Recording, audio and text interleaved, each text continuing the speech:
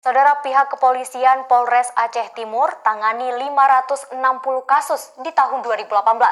Selain kasus seperti korupsi, ada 8 kasus yang menonjol lainnya yang ditangani oleh pihak kepolisian Polres Aceh Timur di tahun 2018.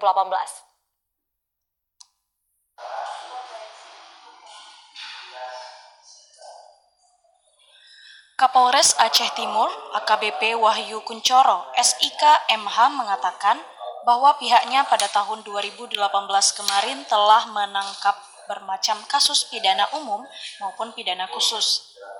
Dari sejumlah kasus yang berhasil diungkap, diantaranya kasus narkoba yang meningkat jika dibandingkan tahun 2018 dengan tahun 2017 lalu. Adapun 8 kasus yang menonjol tersebut yakni tindak pidana narkoba sebanyak 143 kasus, 55 kasus tindak pidana pertambangan migas ilegal, 42 kasus tindak pidana curanmor, kejahatan dunia maya 9 kasus, 2 kasus senjata api ilegal, 3 kasus gajah mati, 3 kasus illegal logging, dan 4 kasus pembunuhan. Sedangkan kasus kecelakaan lalu lintas sebanyak 162 kasus dengan korban meninggal dunia 77 orang dan 39 luka berat.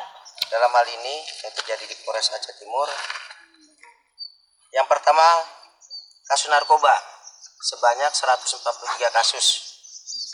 Kemudian penyalahgunaan migas 53 kasus. Curanmor, pencurian kendaraan bermotor 42 kasus.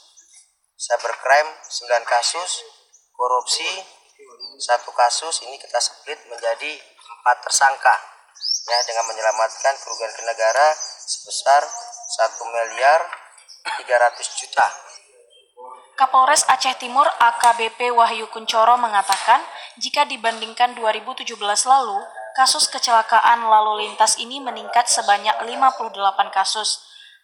Hal tersebut terjadi akibat kurangnya kepatuhan dan kesadaran masyarakat dalam tertib lalu lintas.